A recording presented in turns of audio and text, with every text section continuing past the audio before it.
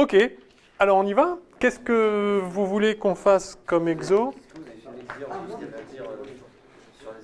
Ah, oui, par contre, non, il fallait que je complète sur les... Voilà, tension efficace. Bravo.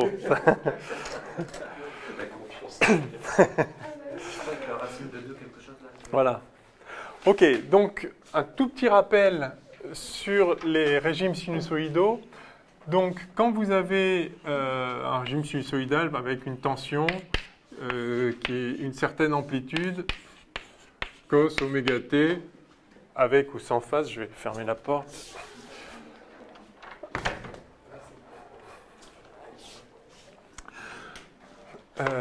Et puis, vous pouvez avoir donc une intensité, donc dans une branche de circuit quelconque, hein, I0 cos oméga t plus phi. C'est-à-dire que vous avez un déphasage entre U et I. Alors évidemment, la version complexe, ça va être U égale U0 e puissance I oméga t et I égale I0 e puissance I oméga t plus phi. Alors, qu'est-ce qu'on appelle tension efficace, intensité efficace? Alors, tout simplement, c'est en gros la moyenne de la tension, mais la moyenne de la tension, bien sûr, c'est 0, puisque c'est un truc sinusoïdal qui oscille, enfin, la moyenne d'un cosinus, c'est 0. Donc, c'est un peu comme l'idée avec l'écart type.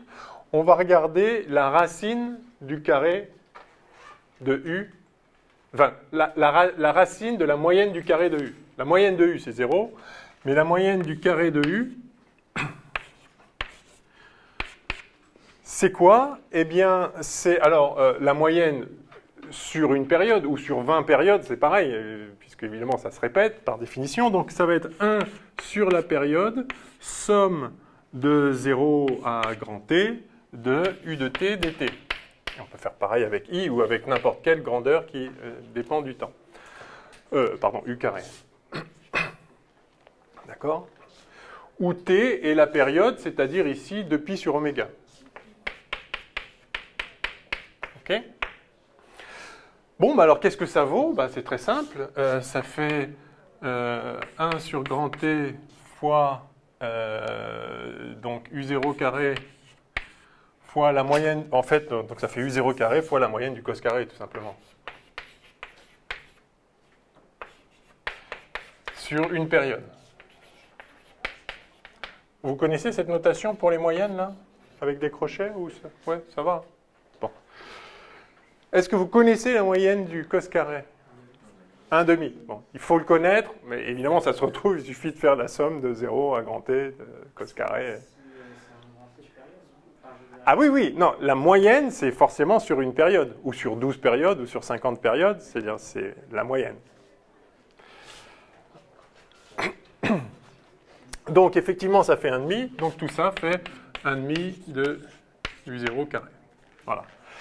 Et ce qu'on appelle... Oui? Oui, c'est quoi l'intérêt en fait, de regarder la moyenne de la racine d'une grandeur? Bah, ça vous donne une idée de... Ça vous donne une idée de la tension typique que vous avez dans le système. Parce que le problème, c'est que... Vous avez une tension cosinus, comme ça. Ici, il peut y avoir 1 volt, il peut y avoir 10-3 volts, il peut y avoir 10 000 volts. La moyenne de ce signal, c'est toujours 0. Mais évidemment, ce n'est pas la même chose d'avoir un truc qui oscille à 1 millivolt ou à 1000 volts. Donc, une façon de donner la valeur de la tension, elle varie à tout instant. Donc, vous ne pouvez pas dire j'ai telle tension, à chaque instant, c'est une autre. Mais vous pouvez donner la valeur de la tension efficace. Alors, on va voir aussi pourquoi c'est utile après. Simplement, alors, vous pourriez faire la moyenne de la valeur absolue. Bon, bah, on fait la moyenne du carré, parce que c'est ça qui est pertinent pour d'autres raisons. On va le voir tout de suite après. Donc, voilà, on appelle valeur efficace, par définition, U efficace, c'est justement la racine de la moyenne du carré de U. Et donc, ce que vous voyez ici, c'est qu'en fait, c'est U0 sur racine de 2. Donc, pour un régime sinusoïdal, ce qu'on appelle tension efficace, c'est juste l'amplitude de l'oscillation divisée par racine de 2. Alors, la définition de la tension efficace, elle est très générale. Il n'y a pas besoin que le système soit, le régime soit sinusoïdal. Si vous avez un régime périodique quelconque, vous pouvez toujours définir ça avec la moyenne ici, donc bien sûr sur une période. Et à ce moment-là, ce ne se fera pas toujours 1 sur racine de 2 de l'amplitude. Hein. Si vous pouvez calculer, par exemple, pour un signal, je ne sais pas, pour un signal triangulaire comme ça, d'accord, qui avec une certaine période, donc de là à là, voilà, ça c'est la période, d'accord, grand T ici, de là à là, et puis ici U0, quelle est la tension efficace de ce signal? Bon, il suffit de calculer, vous faites l'intégrale de U carré, U c'est une droite ici, puis une autre là, vous calculez. Je crois d'ailleurs qu'on trouve U0 sur racine de 3 dans ce cas-là. Enfin, il suffit de le faire, on ne va pas perdre du temps à faire ça si vous voulez. Voilà, donc, mais retenez que pour un signal sinusoïdal, c'est l'amplitude divisée par racine de 2. Enfin, c'est la moyenne du cos carré. Ok, donc de la même façon, on a I efficace ici qui va être... Alors, ça ne dépend pas de la phase, hein, bien sûr. Hein. Donc, le I efficace, ça va être aussi I0 sur racine de 2. Ok ?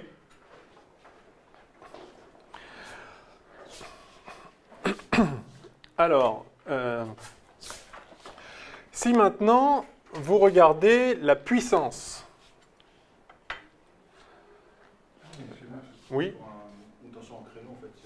Alors, oui, pour un créneau, effectivement. Alors, enfin, ça dépend quel créneau d'ailleurs.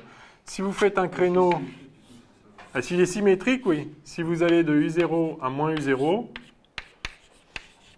En fait, la tension au carré, elle vaut toujours U0.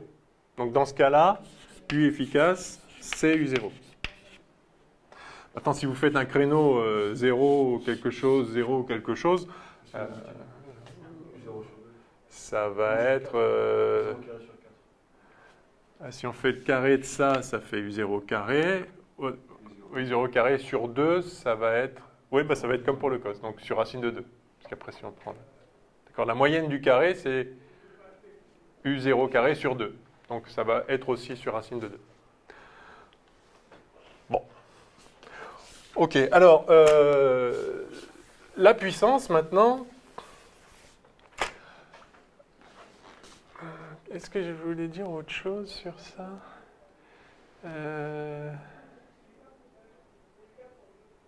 Non, bon, pas tout de suite, on verra s'il y a besoin. Donc la puissance, si vous regardez donc P égale UI, d'accord? Donc la puissance aussi, mettons que vous avez un composant au bord duquel il y a U et dans lequel passe un courant I. Donc la puissance fournie à ce composant, c'est UI. Et donc vous avez cette puissance qui varie aussi au cours du temps. Et donc qui vaut ici U0, I0, cos oméga t, facteur de cos oméga t plus phi. Bon, et bien ça, c'est un signal qui varie au cours du temps. Et c'est pareil, on peut se demander quelle est sa moyenne au cours du temps. Alors, cos A cos B, c'est cos A cos B, c'est cos de A plus B moins sinus de A plus B. Donc ça fait U0, I0, cos de 2 oméga t. Non, pardon. Moins cos de A moins B. Non, oui. Cos de A plus B, ça c'est cos A cos B moins sin A sin B. Et cos de A moins B, c'est pareil avec le plus. Donc si je veux cos A cos B, j'ai ça plus avec le moins et divisé par 2. Donc j'ai cos de la somme plus cos de la différence, c'est-à-dire phi, le tout divisé par 2.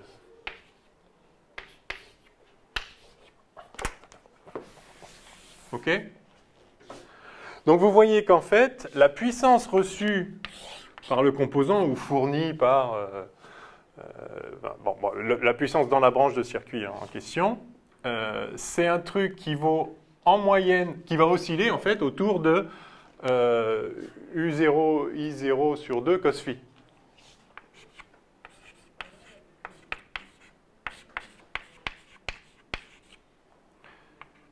Et ça oscille autour de ça.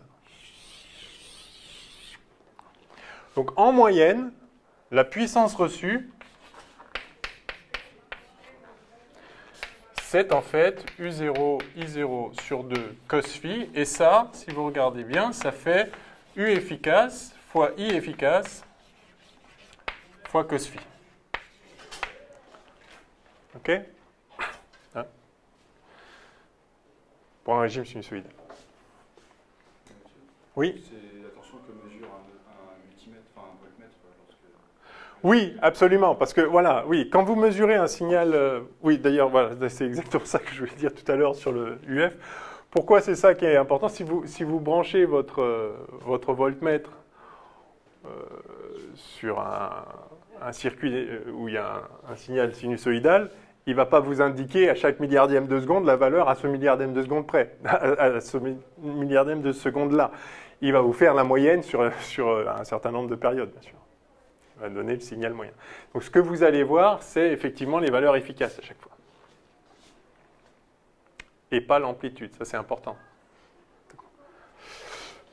Donc de la même façon, pour la puissance, vous voyez que ça vous donne ça.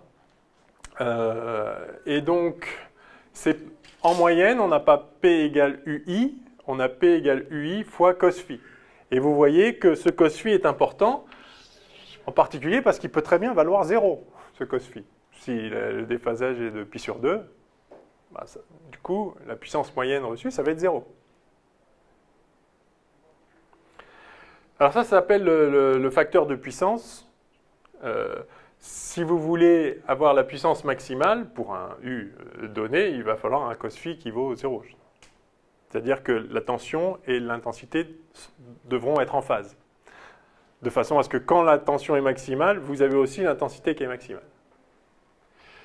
Bon, enfin bref, voilà ce que ça donne. Je ne voulais pas en dire grand-chose d'autre, juste pour vous rappeler ça. Donc la puissance moyenne, c'est U efficace, I efficace fois cos phi. Ce qu'on appelle la puissance active.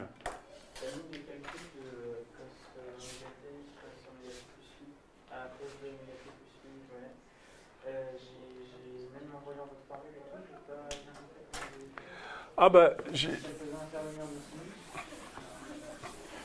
en fait, moi, les seules formules trigonométriques dont je me souvienne, c'est cos A plus B, cos A moins B, ou puis sin. Enfin, il suffit d'en connaître une. Donc ça fait cos A cos B, moins sin A sin B. Donc bien évidemment, si vous remplacez B par moins B, vous changez B en moins B, donc cos moins B, c'est cos B. Et par contre, les sinus, c'est une fonction impaire, donc ça va faire un plus ici. Voilà.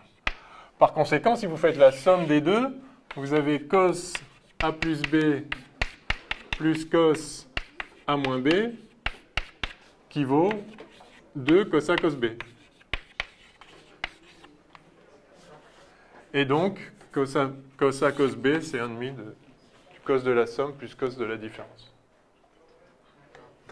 Donc ça, c'est bien de pouvoir le refaire assez rapidement, mais n'apprenez pas ce genre de formule. Enfin, il y a des gens qui les connaissent par cœur, moi ça m'épate, je ne vois pas l'intérêt. C'est vraiment unique. Si vous connaissez ça, ça y est, c'est gagné.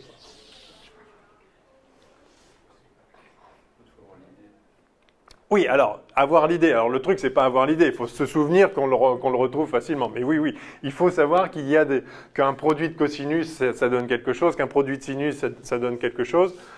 Bon, il y a aussi l'autre pendant qu'on y est. Donc, sin A plus B. Je vais passer ça là. Donc, quand vous avez celle-là, celle-ci s'en déduit en changeant B en moins B. Donc là, il n'y a rien. Ce n'est pas une autre à apprendre. Et puis, il y a sin de A plus B. Et ça fait sin A cos B plus sin B cos A. Et après, évidemment, sin A moins B, ça fait pareil avec, vous changez B en moins B, donc il y a le moins ici, c'est tout. Donc moi je me souviens que c'est toujours, le premier terme qu'on écrit, c'est le premier là, et le deuxième c'est toujours cos B. Donc là c'est cos A et puis cos B, et là c'est sin A et cos B, c'est toujours cos B. Et après, bah, c'est juste ce qu'il faut, enfin, ça doit être évidemment symétrique, en A et B, donc l'autre se trouve facilement. Bon, voilà. Donc grosso modo, vous en avez deux à connaître et les autres s'en déduisent immédiatement. Et vous retrouvez toutes les équations. Il y a aussi, bien sûr, mais ça vous le savez, cos carré θ plus sin carré θ qui fait 1.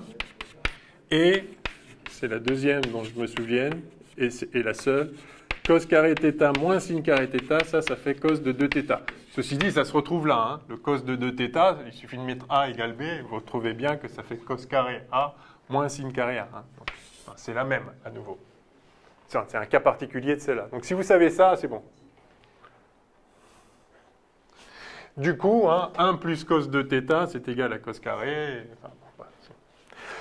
Ok.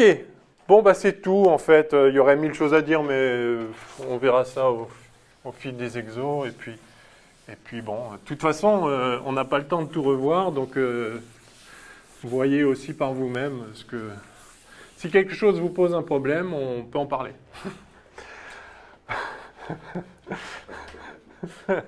C'est ça.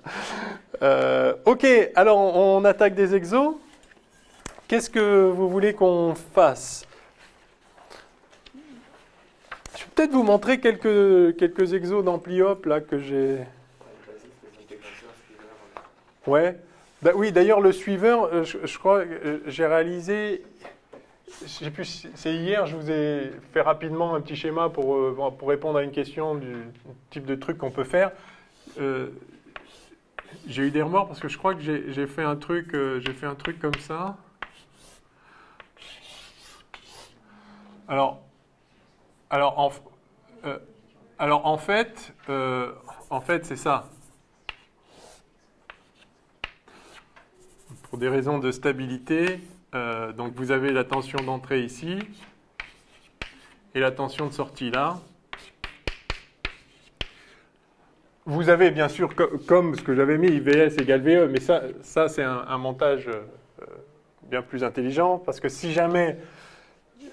C'est toujours important la stabilité, même si dans les exercices, enfin, au niveau CAPES, on ne vous demandera jamais, à mon avis, ces études-là, mais si VS s'avère croître un petit peu, parce que ça fluctue toujours un peu, si VS croît un petit peu, du coup, comme là il y a un fil, ça va faire monter ça, et donc ça va réduire la différence entre plus et moins.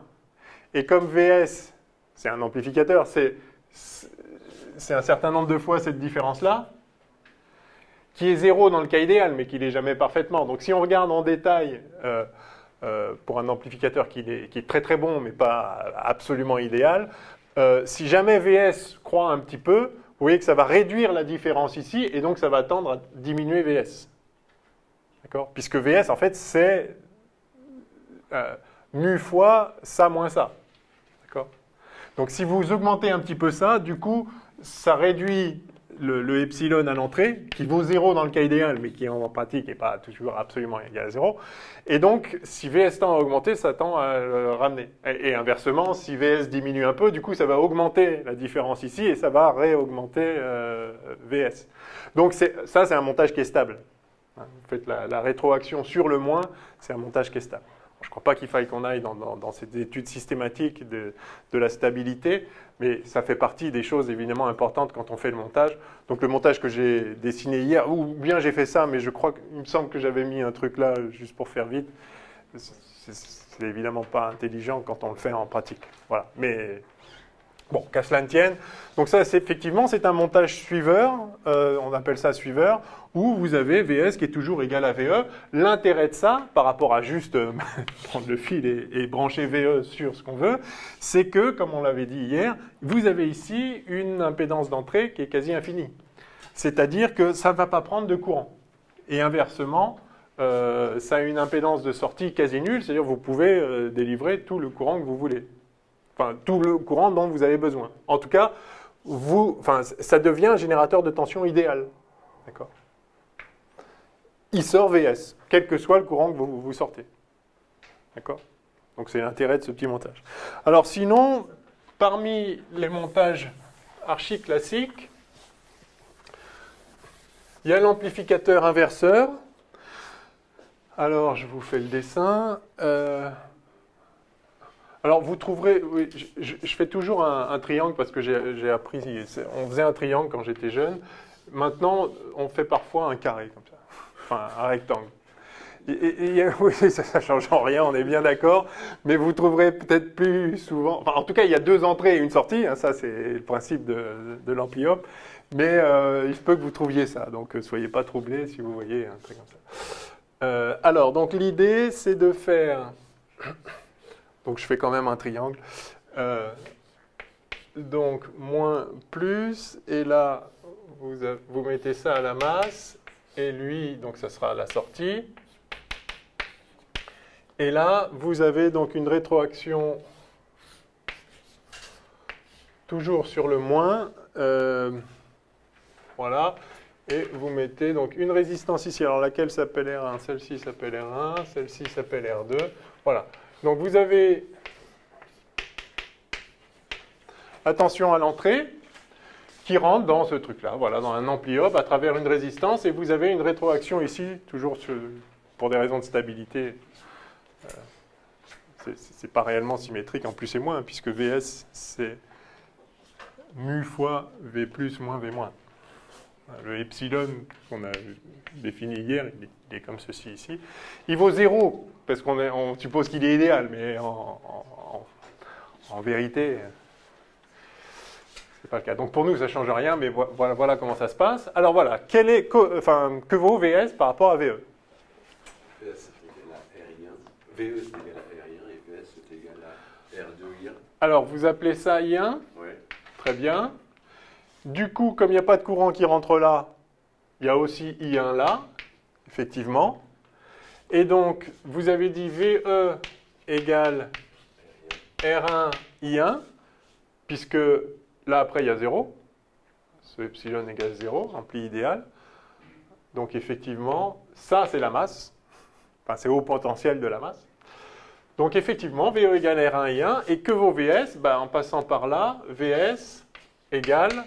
Alors, attention, c'est moins R2 I1.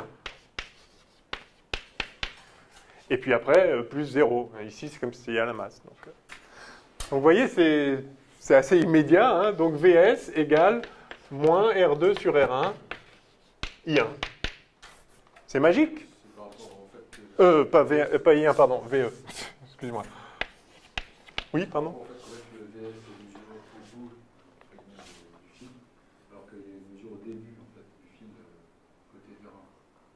La résistance R1 puis après la résistance R2. Si vous voulez, oui. Non, c'est parce que là, c'est dans le sens du courant, tandis que là, c'est dans le sens opposé du courant. Mais, ouais. Ok, donc vous voyez que vous avez une tension de sortie. Si vous voulez 100 fois plus qu'à l'entrée, vous mettez juste une résistance R2 qui est 100 fois plus que la résistance R1. Et puis voilà. Si vous voulez 3 fois plus, si vous voulez 1/3 fois plus, vous mettez le rapport que vous voulez. Alors simplement, vous allez avoir l'opposé. C'est-à-dire, si vous avez un signal à l'entrée qui est comme ça, vous aurez le signal à la sortie qui est comme ça, bon, qu'à cela ne tienne. Ou bien, si c'est un régime continu, vous aurez juste la tension négative. Vous avez ici un générateur de tension négative, du coup. Vous mettez 5 volts là, et là, vous récupérez moins ce que vous voulez de volts. Alors, c'est forcément... C'est pour ça qu'il s'appelle amplificateur inverseur. C'est forcément l'opposé parce que les résistances, elles sont positives. Vous n'y pouvez rien. Alors, comment faire si on veut un signal qui reste positif, qui est amplifié on dit amplificateur, mais évidemment, si ce nombre-là est plus petit que 1, c'est un amplificateur qui est un diminuteur. Diminuteur, comment on dit? Diminueur? Non, bon, bref. On en met 2 à la suite, c'est bon? Ah oui, alors on pourrait en remettre un autre derrière, effectivement. Alors sauf que ça coûte cher, ça coûte 2 ampli-op et 4 résistances. On peut le faire sans, non inverseur, avec juste 2 résistances et un ampli-op. Alors le schéma typique... Pardon? Oui, on peut aussi redresser le signal. On peut faire des tas de choses. Je vous montre, on en profite pour faire des petits exercices d'application. Alors, où est-ce que j'ai ça? Enfin, c'est tout ça. En fait, il faut mettre là l'autre résistance, mais je ne veux pas tâtonner, donc je vais chercher. Voilà. Il est où? Ah, il est là, pardon. Ouais. Les AO, en fait, quand j'étais en prépa, on les résolvait, mais sans passer par l'intensité. En fait, à chaque fois, il fallait exprimer la condition d'AO idéale, donc epsilon égale 0. 0, c'était égal V plus moins V moins. Ouais. Il fallait exprimer V plus, ensuite, il fallait faire un Millman. Bah, là, c'est simple comme ça, non? C'est ouais, mieux. Ça me perturbe. Ça vous perturbe que ce soit simple? Non. Mais la vie est simple. La physique est simple, tout est simple. Non, mais ça. Café, n'en parlons pas. Ce qui me dérange, c'est qu'en fait, on résout ici sans exprimer explicitement que c'est un AO idéal, en fait. Ah bah si, on l'a dit explicitement. Quand on a dit que VE c'est R1 I1, c'est parce que, en fait, VE c'est R1 I1 plus ça, plus ça. C'est-à-dire, VE c'est de là à là. Donc là, donc j'ai R1 I1 là, puis après j'ai epsilon, je dis qu'il est idéal, donc c'est 0, et puis après j'ai un fil, donc c'est 0. Donc si, j'ai explicitement utilisé que c'est un ampli idéal. En disant que ce point-là, il est à la masse, en fait. Enfin, il est au potentiel de la masse. Ouais. Du coup, il n'y a aucun courant qui passe dans l'amplificateur. Non. Alors, un courant négligeable. Évidemment, il y en a un peu. Mais c'est comme quand vous faites une mesure de tension. Il n'y a aucun courant qui passe dans le voltmètre. Ou négligeable, il y a une résistance d'entrée quasi infinie. C'est-à-dire qu'ici, il y a bien I1, il y a I1 moins un micro-machin. Et là, il y a un micro-machin qui vient. Mais alors, peut-être vous vous dites, mais alors comment l'ampli-op, s'il n'y a rien qui rentre dedans, comment il peut savoir quoi sortir? C'est peut-être ça votre question. En fait, je me demande à quoi ça sert un ampli-op. Ben, vous voyez, ça fait sortir. Un signal qui passe à travers, en fait. Ben, à quoi ça sert un voltmètre? À connaître la tension, même s'il n'y a pas de courant qui passe dedans. Bon, là, en fait, l'ampli-op, il va savoir quelle est la tension ici. Et il va savoir quelle est la différence de tension et il va fournir un VS correspondant. Mais, si vous voulez, le problème, c'est que vous posez des questions sur... en fait, pour répondre pleinement à votre question, il faudrait expliquer comment vraiment ça marche, ça. Or, on l'utilise comme une boîte noire. Enfin... ça n'en est pas une, on sait bien comment ça marche, mais enfin on sait, des gens savent en détail, mais d'abord au programme, vous n'allez pas savoir comment ça marche, et c'est très compliqué en vrai. Donc oui, c'est un petit peu gênant parce qu'on l'utilise comme une boîte noire, donc il faut vraiment simplement utiliser ses propriétés, il n'y a pas de courant qui rentre, mais il sait, enfin l'ampli-op connaît le potentiel de ce point-là, parce que ces composants sont, enfin le premier composant ici qui est en contact avec cette borne d'entrée, eh bien, il est au potentiel qu'on lui a mis là. Donc, c'est pas comme s'il n'y a rien qui rentre, du coup, c'est comme s'il n'était pas là. Si, il est là et il sait parfaitement quel potentiel il a. Si on l'appelle directement amplificateur de tension, ça parle plus d'amplificateur opérationnel. Est-ce que ça existe un amplificateur d'intensité? Oui, vous pouvez utiliser un transistor comme un amplificateur d'intensité. En fait, oui, enfin... Mais même lui, il peut être utilisé comme un amplificateur d'intensité en quelque sorte, puisque si au lieu de mettre ça directement sur une résistance, si vous branchez ça sur une résistance, l'intensité qui va passer dans la résistance, ça va être VE divisé par R1 plus votre résistance. Bon, si maintenant vous mettez là votre résistance, c'est-à-dire si vous mettez si vous mettez ça entre ce qui arrive et votre résistance, ben maintenant le nouveau courant qui passe là, ça va être VE divisé par, ça va être VS divisé par cette résistance-là. Et ça va donc être plus grand si VS est plus grand. Donc c'est aussi un amplificateur d'intensité, ça dépend comment vous l'utilisez. Là, la question, c'était que vaut VS par rapport à VE. Donc, c'est un amplificateur de tension. Mais maintenant, si vous mettez un truc derrière, bah, ça devient... si vous vous intéressez au courant, c'est aussi un amplificateur de courant. Donc, il faut vraiment voir ça comme des composants à partir desquels on peut construire ce qu'on veut, quoi. On les assemble et on fait fait des circuits qui ont différentes fonctionnalités. Ouais. Pourquoi on voudrait amplifier une tension? Ce serait quoi l'intérêt? Bah, si vous avez... si vous avez besoin d'une certaine... Enfin, je sais pas si...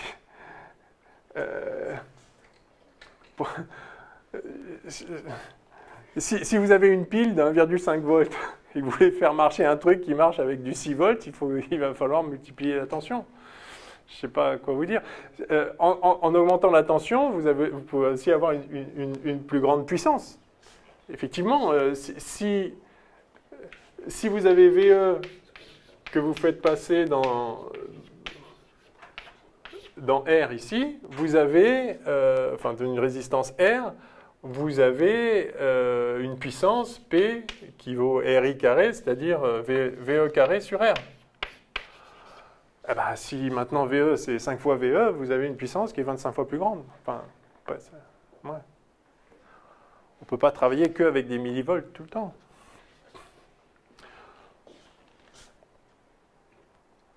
Enfin. Ok, oui, donc alors le montage non inverseur classique, le voici, c'est qu'en fait, bon, ok, je vais mettre là. Là, la tension qu'on voulait amplifier, c'est celle qu'on fait arriver sur le moins. Donc là, c'est celle qu'on va faire arriver sur le plus. Donc voici le montage. Vous avez R1. Donc l'ampli up, moins plus, R2. La sortie toujours.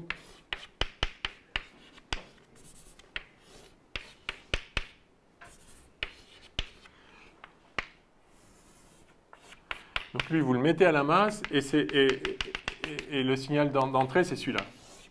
C'est ça VE. Enfin, je sais pas, on peut faire comme ça. Vous connaissez là, cette façon de faire, là, un petit truc pour dire que ça passe au-dessus ou en dessous. Voilà. Donc VE, vous le mettez directement dans la borne plus. L'ampli idéal, ça veut dire que c'est la même tension ici, mais vous pouvez faire entrer la tension que vous voulez, enfin le potentiel que vous voulez. Simplement, du coup, si vous mettez ici VE, il y a aussi VE là. Donc R1, R2. Est-ce que c'est bien ça le montage? Oui, c'est bien ça. Ok, ben on va calculer. C'est plus un inverseur celui-là. On va voir que ouais. Oui, d'accord. Ouais, c'est ça. Donc effectivement, là on a VS qui vaut... Alors c'est pareil, il n'y a pas de courant qui rentre là, donc c'est le même courant ici et là. Je vais le faire aller par là. J'ai I ici et j'ai le même I là. D'accord. Bah, en fait, on a donc VS qui vaut, donc en suivant par là, ça vaut R2I plus R1I. D'accord ?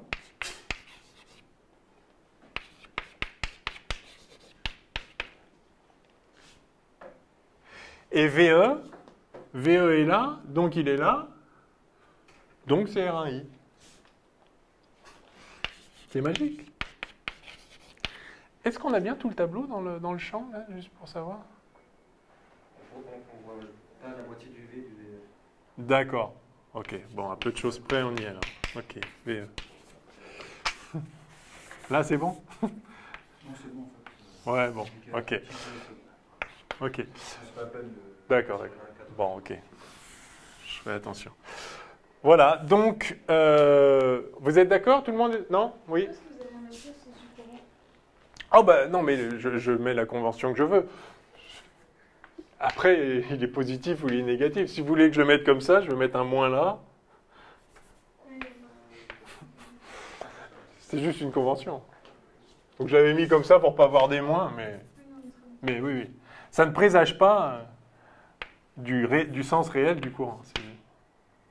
Voilà. Ça fait un peu bizarre d'avoir le courant qui va jusqu'à la masse, mais en même temps, c'est un peu la réalité des choses aussi. Non, mais en même temps, vous avez, enfin, VE, il est peut-être négatif. Hein. VS, il est peut-être négatif. Si VS est négatif, en vrai, le courant il va dans l'autre sens. Si VS est positif, il va dans ce sens-là. Bon. J'ai pas dit que VS était positif, hein, et ça peut osciller, et du coup, ce sera de temps en temps positif, de temps en temps négatif. Il faut juste choisir un sens conventionnel pour lequel on va compter positivement le courant. Et s'il va dans l'autre sens, bah, il sera négatif. Ouais. J'ai remarqué qu'on avait. Je veux savoir si ce que j'ai remarqué est vrai ou pas. Ouais. Quand on avait un inverseur de tension, en fait, la tension VE d'entrée, elle était reliée à la borne moins de l'amplificateur. Ouais. Je me dis, ah bah tiens, elle est reliée à la borne moins, donc c'est un inverseur. Quand c'est relié à la borne plus, bah, elle amplifie. Oui. Oui. Enfin, là, en l'occurrence, pour un montage simple comme ça, la réponse est oui. Mais je pense que c'est un peu dangereux. C'est un peu dangereux d'en faire une règle parce qu'il y aura à coup sûr. Mais juste un moyen de ne pas me casser la tête et de me dire ça, c'est un inverseur ou pas. Quoi. Oui, si vous voulez. Du coup, oui, si c'est entre ça et ça peut être une bonne façon d'avoir. Si c'est un moyen de technique entre les deux, oui, why not. Mais ce ne sera pas une règle générale. Oui. Est-ce que vous pouvez expliquer comment vous avez trouvé VS? VS. Alors VS, c'est ça. Donc c'est de là à la masse. Donc, par exemple, je descends par là. Là, j'ai pris R2I, là. Et puis là, tout ça, c'est des fils. Et puis là, maintenant, j'ai R1I. Voilà. Et pour VE, j'arrive.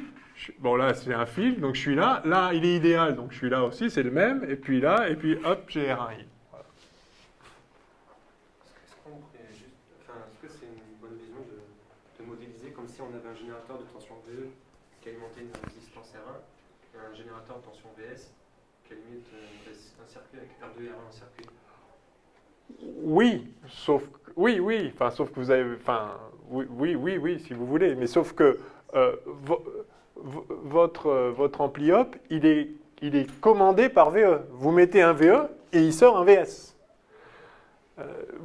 Si vous changez VE, ça va changer VS. C'est pas un truc indépendant qui est là, qui délivre. Mais oui, enfin, le schéma, c'est ça. Voilà. Effectivement. Bon. Du coup, VS égale R2 plus R1 sur R1 VE. Voilà. Et ça, c'est un amplificateur. Alors là, pour le coup, celui-là, c'est pas un réducteur. C'est plus grand que le coefficient d'amplification ici, comme vous le voyez.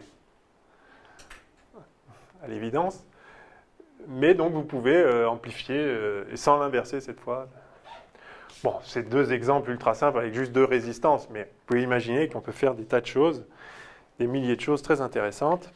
Il ne faut jamais court-circuiter le moins et le plus. Court-circuiter le moins et le plus, là bah, ça, enfin, vous pouvez le faire, mais l'ampli-op, vous avez des bornes d'entrée. Du coup, s'il n'y a rien qui rentre dedans... Ah, vous voulez dire faire rentrer quelque chose et en plus le court-circuiter? Ah ben non, parce que du coup, il va plus... Enfin, non. Ah non. Non, lui, il a besoin... Ça reste... Enfin, le VS, ça va quand même être 1000 fois la différence entre les deux, qui est ultra faible et qui, dans le cas idéal, vaut 0. Mais si vous le mettez à 0, enfin, c'est plus un ampli-op. Oui. Non. Faut pas court-circuiter ces entrées, non. Sinon, il va sortir 0. Super. Ouais. Je voudrais savoir le VE. Ouais. Entre quel point on calcule C'est entre celui-là et la masse, par définition. Oui, mais la masse, là... La masse, c'est la même masse pour tout le monde. Enfin,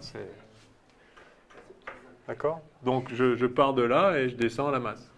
Ceux-là sont reliés. Quand on met masse, enfin, partout où vous avez la masse, ça veut dire qu'ils sont reliés. Quand vous avez dans un circuit une masse quelque part, une masse ailleurs, c'est la même masse. C'est-à-dire que, en gros, vous le branchez sur un plaque de métal qui relie toutes les masses, ça donne la référence commune pour votre circuit. Que vous pouvez mettre à la terre ou pas d'ailleurs. Hein. La masse, elle peut être flottante, mais commune à tous les éléments du circuit. Ouais. Si jamais on court-circuite du coup la borne plus et la borne moins, ça veut dire qu'on a une tension nulle à la sortie, c'est ça? Oui, ça donnerait ça. Et donc, ça sert strictement à rien. Mais oui, ça ferait ça en principe. À mon avis, c'est pas très bon de le faire, mais enfin... Mais en tout cas, oui, ça ferait ça. Enfin, normalement, ça ferait ça. Oui. Okay. Alors, attendez, oui. Je sais que vous avez dit que c'était une question de signe et tout, mais comment en tirant à pile ou face. Non, Mais si, si. Non, ouais. Vraiment? Enfin, là, je l'ai fait parce que je vois bien que VS, je me dis si VS est positif, ça va dans ce sens-là, donc je savais que j'allais avoir un signe plus. Si vous voulez VS positif ou VS négatif, parce que là, tout à l'heure, on a pris VS négatif, on aurait pu dire, ah bah, Non, on n'a pas pris VS négatif. bah, un peu. Si VE est positif, enfin si VE est positif, effectivement VS va être négatif. Si VE est négatif, VS sera positif. J'ai juste, là par exemple, pourquoi j'ai fait I1 comme ça? Parce que ça me permettait d'écrire que VE, ça fait R1 I1. J'aurais pu prendre l'inverse. Enfin, si j'avais commencé par écrire VS, j'aurais pris l'autre d'ailleurs. Parce que j'aurais dit VS, si je le mets comme ça, le I, ben là j'ai VS qui vaut R de I. Et du coup, ce I-là, bah, c'est celui-là. Et donc, j'ai VE qui vaut moins R1I. C'est juste parce que j'ai commencé par celui-là, donc je me suis dit, bah voilà, je vais prendre celui qui me donne V égale RI. Et là, c'est pareil, du coup, voilà. Mais enfin, c'est vraiment, c'est pile ou face. Alors, c'est vous qui aviez une question, ouais. Moi c'est plus d'ordre général, c'est pourquoi c'est pas bien ou dangereux de court-circuiter un circuit. Là, parce que Marcelin vous demandait si on court-circuite, il y avait une tension nulle, c'est vrai. Si on court-circuite là, c'est pas dangereux? Non, c'est pas dangereux. C'est pas dangereux parce qu'ils sont déjà au même potentiel en fait. Bah ouais. Donc, mais c'est juste, il va rien se passer. Parce que l'idée de court-circuit, c'est un peu mauvais en électricité. Oui, enfin, c'est pas bon de court-circuiter entre deux points qui n'ont pas le même potentiel. Parce qu'effectivement, vous mettez une résistance 0 ou quasi 0, quand vous mettez un fil, entre deux points qui ont des potentiels V2 et V1, le courant qui va passer là, il tend vers l'infini. Puisque le courant, c'est V2 moins V1 sur R. Donc si R est super petit, c'est pour ça que c'est pas bon de court-circuiter. Quand vous faites un court-circuit, ça chauffe. Pourquoi ça chauffe? Parce que vous avez un courant monstrueux.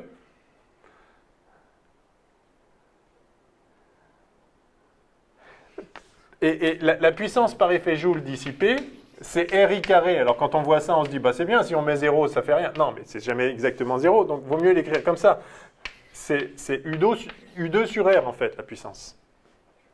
Si vous le court-circuitez, entre deux points qui ont le même potentiel, c'est pas grave, U vaut 0, mais entre deux points qui ont des potentiels différents, avec un R petit, vous allez avoir une puissance colossale, dissipée par effet Joule. Donc le truc, il va fondre, et il va vous mettre le feu. C'est vraiment ça. Si vous court-circuitez, si vous faites un court-circuit, enfin, quand vous voyez dans les films, ah, il y a eu un court-circuit, c'est pour ça que ça a explosé. Bah oui, si. Parce que vous chauffez grave. Ça, c'est la puissance dissipée par effet Joule. Ok. On en fait un petit autre. On fait. Alors, il y a l'additionneur qui est rigolo. Allez, tiens, oui, ça, c'est pas mal. Ça change quoi en fait de brancher au pôle plus ou au pôle moins de l'ampiope? C'est essentiellement pour des questions de stabilité. Si quand ça augmente, vous revenez, quand la sortie augmente, vous revenez sur le moins, ça va diminuer l'écart entre les deux et donc ça va ramener, ça va faire baisser le VS. Donc, de manière générale, vous avez intérêt à faire la rétroaction, c'est-à-dire entre la sortie et l'entrée, sur le moins. Il peut y avoir des exceptions. En plus, vous pouvez aussi utiliser, alors ça c'est ce qu'on appelle des comparateurs aussi, vous pouvez souhaiter utiliser l'ampli-op de façon à ce qu'il sature tout le temps et qui en fait, par exemple, c'est un comparateur. Si à l'entrée, voilà, vous entrez une tension V1 sur le moins par exemple et une tension V2 sur le plus, la sortie, donc là, lui, il ne peut pas s'adapter pour avoir epsilon égale 0 ici, puisque c'est vous qui imposez la tension que vous mettez. Donc si vous mettez un V2 qui est plus grand que le V1, donc en l'occurrence le epsilon il va être positif, pardon, le epsilon est comme ça, le epsilon il va être positif, et donc si vous vous rappelez la caractéristique de l'ampli-op, qui était comme ça, alors quand il est parfait, on considère que c'est epsilon. Donc quand vous mettez ici une différence V2 plus grand que V1, eh bien, vous allez tout de suite saturer, et à la sortie ici, ça va être VSAT, plus VSAT. Donc c'est un très bon comparateur, ça. Si lui est plus grand que lui, pouf, vous avez 15 volts. Si par contre c'est lui qui est plus grand que lui, mais même d'un chouïa, ping, vous avez moins 15 volts, parce que vous êtes là. Donc ça s'appelle un montage comparateur. Alors vous pouvez faire un comparateur à hystérésis en mettant des résistances en plus. Ah, voilà, vous connaissez ça. Enfin bon, bref. On peut faire des milliards de choses. C'est vraiment cet outil-là, une fois qu'on a compris comment le faire, et on a compris comment le faire, il y a des décennies, on peut faire des milliards de choses avec. On peut intégrer, dériver des signaux, peut-être on peut en faire un. Là, je voulais vous montrer un additionneur. Alors allons-y. Vous avez deux tensions, vous voulez fabriquer leur somme.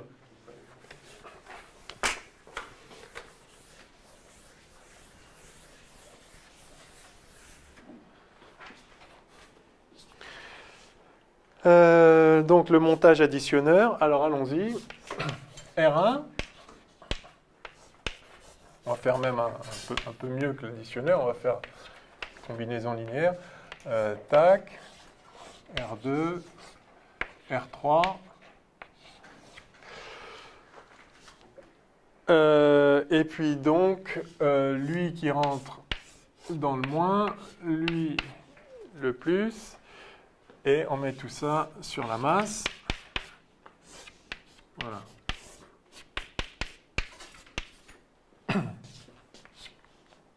Donc là, vous avez V1. Et là, vous avez V2. Donc, c'est le potentiel par rapport à la masse. Voilà. Donc, enfin bon. Ouais. Okay. Donc, vous rentrez un signal V1 sur une voie. V2 sur l'autre voie ici, vous faites ce montage-là, voilà, et que vos VS.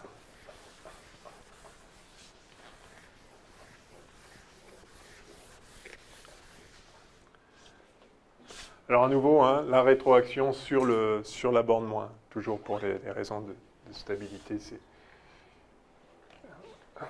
Même si dans le calcul qu'on va faire, si vous inversez les bornes, ça fera la même chose, et ce ne sera pas stable. Bon, bref. Ok. Bon, alors que vos VS? Alors, si on passe par là, ça fait en fait R3 fois le courant qui passe là, alors dans le sens qu'on veut. Alors, on peut le mettre comme ça ou dans l'autre sens? Si on veut VS égale R3 I3, il faut le mettre comme ça, par exemple. Allez, on a fait I3 comme ça. Donc VS égale R3 I3 plus 0 plus 0. Donc voilà, VS égale R3 I3. Ok?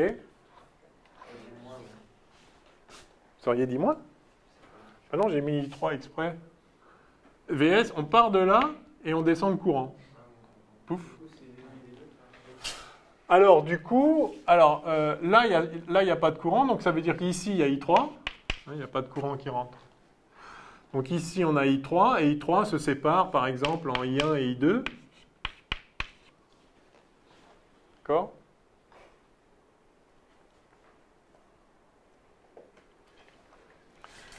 Alors, que vaut V1 maintenant?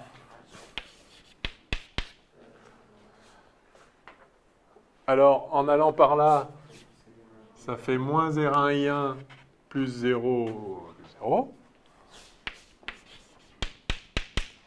Et V2, c'est moins R2 I2. Et par ailleurs, I3, c'est I1 plus I2, bien sûr. Bon, bah donc VS égale R3 moins R3 facteur de V1 sur R1 plus V2 sur R2. Magnifique.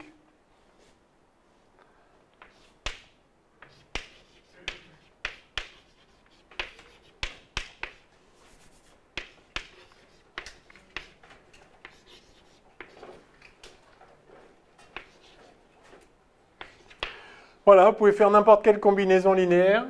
Alors, avec le signe moins ici. Mais tiens, je vais vous montrer, on va faire après un des exos que je vous avais donné. Ça permet de faire une résistance négative. Regardez, c'est génial. Donc vous voyez, alors là, vous pouvez, du coup, ça vous donne le rapport que vous voulez ici. Vous faites n'importe quelle combinaison linéaire d'un signal d'entrée. C'est quand même super fort. Vous voyez, donc par exemple, évidemment, si R3 égale R2 égale R1, ben, vous avez juste fait la somme. Enfin, l'opposé de la somme, après vous pouvez le redresser, c'est pas un souci.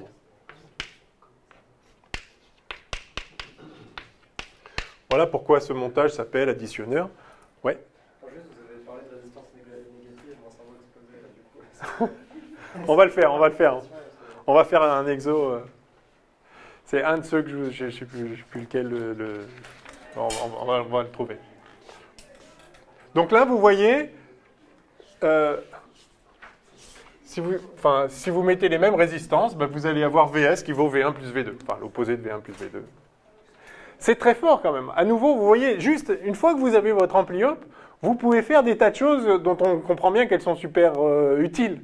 Même dans un ordinateur, des additions, vous faites ça sans arrêt. Vous avez un signal et vous avez deux signaux, vous les additionnez et vous additionnez les nombres correspondants, quoi.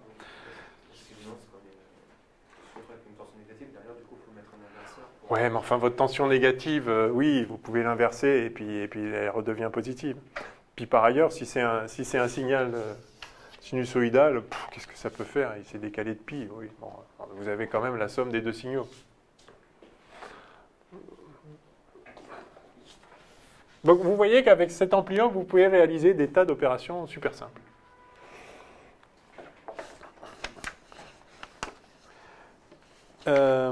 Est-ce qu'on fait...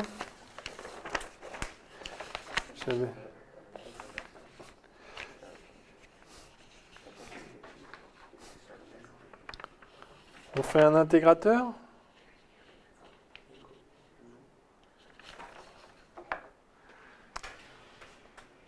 C'est bon, je peux effacer? Ouais? Presque? C'est-à-dire pas là-bas? Oui, voilà. Là, oui? Ok. Le schéma.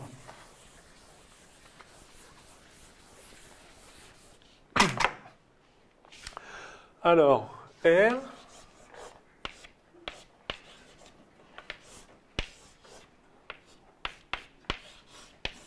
C... VS... Et donc, voilà, la masse ici et VE ici.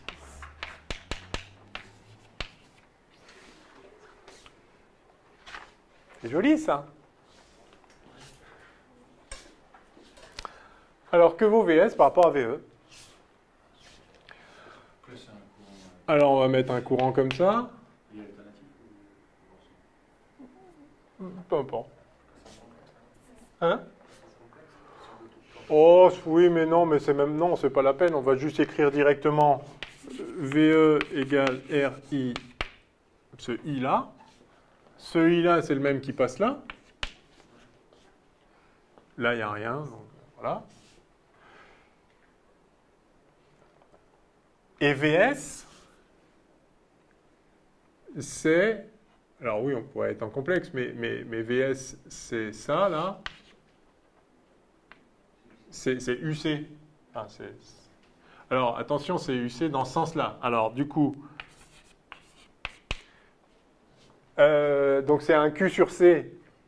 Mais plus Q, moins Q, ça dépend de ce qu'on appelle Q. Q, c'est ce qu'il y a là ou c'est ce qu'il y a là? Donc, si on veut que U...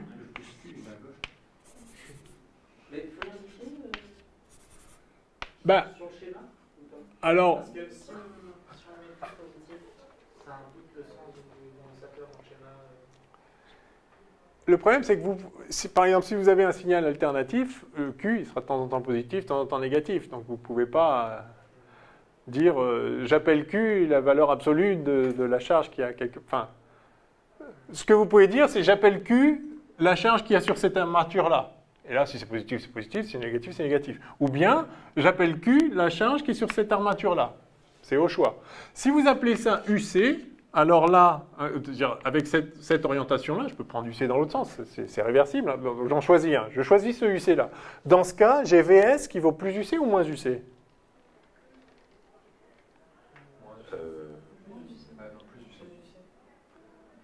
c'est en convention. Ah, je ne connais rien aux conventions. Non, c'est plus. Mais c'est plus, il suffit de regarder la flèche. Ça va de là à là. Et VS aussi, ça c'est le même point. Et ils vont au même point. D'accord? Donc si je le mets comme ça, VS c'est de ce point-là à ce point-là. Et UC c'est de ce point-là à ce point-là. Alors ça dépend ce qu'on appelle Q maintenant. Si on veut que UC soit Q sur C, on met Q à droite, absolument. Si je mets Q ici, alors ça c'est Q sur C. Mais par contre, quel est le lien entre Q et I?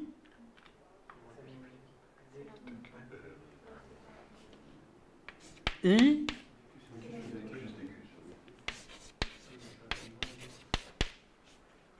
plus ou moins? J'ai entendu plusieurs plus, j'ai entendu plusieurs moins. Tout le monde est d'accord que c'est moins? Yes. Pourquoi? Parce que si I est positif, alors il y a des charges qui arrivent là, donc c'est ces charges-là qui augmentent. Donc celle-là qui diminue. Oui.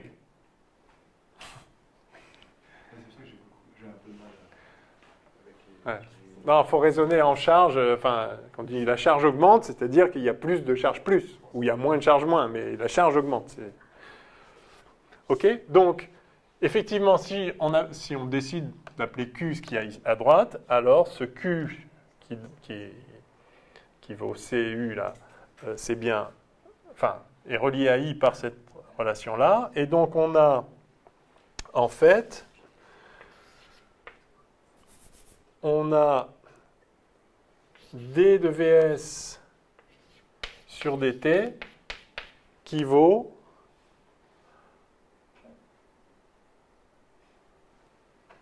moins, donc moins I sur C, d'accord? Et donc, moins 1 sur RC VE. On retrouve la constante de temps du RC, hein, du circuit RC. Et donc, vous avez en fait VS qui vaut moins somme de VE sur RC. Donc, moins 1 sur RC, somme de VE dt. VS de T, voilà, somme de 0 à T. Donc vous avez réalisé un intégrateur. Enfin, si VS, là, j'ai mis VS de 0 égale 0. Avec une convention qu'on appelle, ça pourrait être VE égale moins RI, précisément. Ah ben non! I, on a mis I comme ça. Ouais. Donc, de VE, de ce point-là à la masse, je vais dans ce sens-là. Je viens dans le sens du courant. Oui, mais on a fait le contraire, là, avec l'autre. Ah ben non, parce que I va comme ça. Donc là, d'ici à là, je remonte le courant. Là, je le descends. Donc c'est RI. Et là... C'est positif dans ça peut pas être positif dans les deux cas. Si on met la flèche de UR, on devrait aller dans l'autre sens. On va vers la droite. Comme ça? On devrait aller vers la droite. Qu'est-ce que vous appelez aller vers la droite? Je veux dire, là, le UC va dans le sens du courant. Non. Attention, quand on met UC... J'essaie justement d'avoir un truc à peu près cohérent avec moi-même parce que j'ai beaucoup de mal à comprendre l'essence de... D'accord.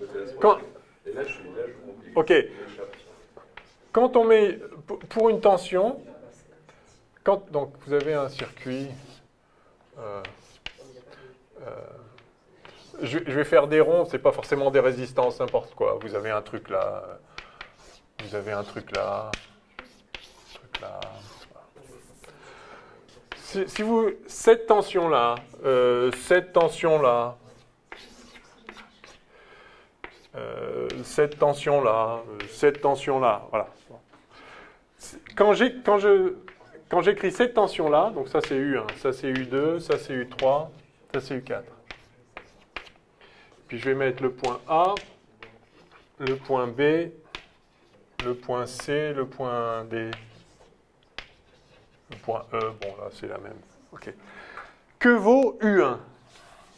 Par définition, quand je mets la flèche comme ça, U1, c'est VA moins VB. La flèche, elle est du côté haut du potentiel. C'est-à-dire U1 est positif si A a un potentiel plus grand que B. Voilà. Donc ici, U3, c'est VB moins VD. D'accord? U2, c'est VC moins VB, etc. Voilà, absolument. Et voilà, U4, c'est VE moins VC. Okay. Donc là, ce UC, c'est le potentiel d'ici moins le potentiel de là. Et donc, effectivement, si Q est là, c'est bien Q sur C. Pourquoi la glace de Q?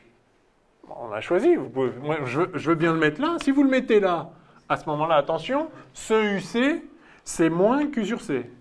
Mais par contre, I, maintenant, c'est plus dQ sur dt. Donc évidemment, la tension est la même. Vous mettez... C'est pour ça que c'est une pure convention. Mais il faut être cohérent. Oui, mais dans la convention, dans la méthode, normalement, c'est logique. Il n'y a pas de normalement. C'est pile ou face. C'est vraiment, c'est pile ou face. Vous lancez, le jour du CAPES, vous lancez votre pièce. Ouais, ça je sais. Mais Et ça, voilà. Non, mais il n'y a pas de normalement, on le met où?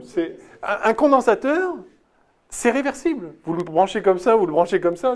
Il n'y a pas un endroit qui est plus légitime à s'appeler Q que l'autre. D'autant que Q, ça peut être positif, négatif, et ça peut varier au cours du temps en permanence. Enfin, c'est vraiment, vous dites ce que j'appelle Q, c'est ça, ou bien c'est ça. Et I aussi, ce que j'appelle I, c'est le courant par là, ou bien le courant par là. Pile ou face. Maintenant, pour chaque choix de I et chaque choix de Q, vous avez une relation et une seule qui lie I et Q. Là, vous n'avez plus le choix. Vous choisissez les conventions de sens. Après, la physique, elle est ce qu'elle est. On est d'accord que la flèche I, là, c'est le sens des charges positives. Ouais. Et donc, il serait logique que si elles avaient un condensateur, elles s'agglutinent sur la planète de gauche. Oui, voilà pourquoi si vous mettez Q là, vous avez plus. Si vous décidez d'appeler Q ça, alors c'est moins. Pourquoi si on met à gauche, sur la palette, pourquoi si on met Q du coup sur la palette de gauche, Ouais. c'est moins Q sur C? Non, du coup c'est plus. Ah, pardon. Pourquoi c'est moins Q sur C? Parce que vous avez appelé UC ça. Or, si vous avez une charge plus là, vous avez moins Q ici. Si vous avez une charge, si Q est positif, vous avez plus là, moins là. Vous voyez bien que c'est ce potentiel-là qui est plus grand que celui-là. Donc UC va être négatif. Ouais. Mais si on était passé en complexe, ça n'aurait pas été spécialement beaucoup plus dur non plus. Non, oui, on aurait pu passer en complexe et dire que, en fait, ça c'était le montage amplificateur-inverseur de tout à l'heure. Ouais. Et donc on pouvait écrire directement VS, c'est ZC sur ZR, avec le signe moins, pardon, fois VE, effectivement. Et là, du coup, ça fait moins 1 sur JC oméga, sur JRC oméga, VE. Alors, le seul truc, c'est que moi, là, j'ai absolument pas précisé que VE était un signal sinusoïdal. Ouais, mais là, après, du coup, ce qu'on peut faire, c'est qu'on peut intégrer, et du coup, on a exactement la même chose. Oui, mais ceci est vrai... pardon, qu'est-ce que... Oui, enfin bref. Ceci est vrai en régime sinusoïdal. C'est-à-dire... ça, enfin, 1 sur J oméga, ça équivaut à intégrer si vous avez un signal en E puissance J oméga. Oui, mais tous les signaux, enfin, I oméga. sont en signal sinusoïdal. Oui, mais d'accord. Donc à ce moment-là, c'est vrai dans tous les cas. Ouais, mais du coup, c'est plus simple comme ça, parce que là, j'ai directement cette relation-là, sans avoir précisé ce que vaut VE. Si VE est un créneau, ça fera. Si c'est un truc comme ça fera ce que ça fait. Si c'est un truc comme ça, eh ben, vous allez obtenir en VS l'intégrale du signal depuis le début. C'est absolument extraordinaire hein, quand on y pense. Je ne sais pas si vous voyez la puissance de cet amplificateur opérationnel. Vous avez un signal quelconque, et à chaque instant, la tension de sortie, c'est l'intégrale depuis le début. Quelle que soit la forme du truc. C'est un truc dingue, hein? Ouais. Si vous l'avez résolu en complexe, enfin, si on l'avait résolu en complexe, Ouais. là, VS c'est pas égal à ça. Enfin, Bah, si, on aurait trouvé, donc on aurait trouvé ça. VS aurait été sinusoïdal. Et là, on se serait dit, en fait, donc ça, c'est dans le cas où VE est sinusoïdal. Et là, on aurait dit, ah, mais du coup, en fait, VE sur J oméga, c'est somme de VE dt. Pour... Parce que quand on dérive, on multiplie par J oméga. Bah oui, et quand on a électrique, du coup, on divise par J oméga. Et après, on dit, et donc ça, c'est vrai quand c'est juste quand c'est un pur oméga, enfin un pur sinusoïde. Maintenant, s'il y avait d'autres sinusoïdes, ce serait pareil avec leur propre oméga, donc ce serait toujours l'intégrale. Et donc, si je fais la somme des intégrales, c'est l'intégrale de la somme. Et donc, j'obtiens ça. Vous voyez que c'est plus compliqué que de l'écrire directement en une ligne, pouf. D'autant qu'après, il aurait fallu penser qu'en fait, ça, il aurait fallu reconnaître là l'intégrale de VE. Mais... voilà, c'est juste tellement simple de juste écrire. Enfin, vraiment, ça a pris une ligne. Hein. On a écrit ça et ça qui est l'évidence. On a relié I et dQ sur dt et donc, pouf, voilà, terminé. En une ligne, vous avez que ce montage-là vous donne en sortie l'intégrale de ce que vous avez mis là depuis le début. À chaque instant, VS est égal à l'intégrale de ce que vous avez mis depuis que vous avez commencé à brancher. C'est super fort. Alors, de la même façon, il y a le montage dérivateur. Si vous voulez la dérivée du signal, et ça peut être très intéressant pour plein de choses. Si vous voulez voir à quelle vitesse, enfin, vitesse au sens commun du terme, pas au sens de dx sur dt, à quel taux, disons, varie une tension, vous mettez un montage dérivateur, vous faites ça, c'est R moins plus la sortie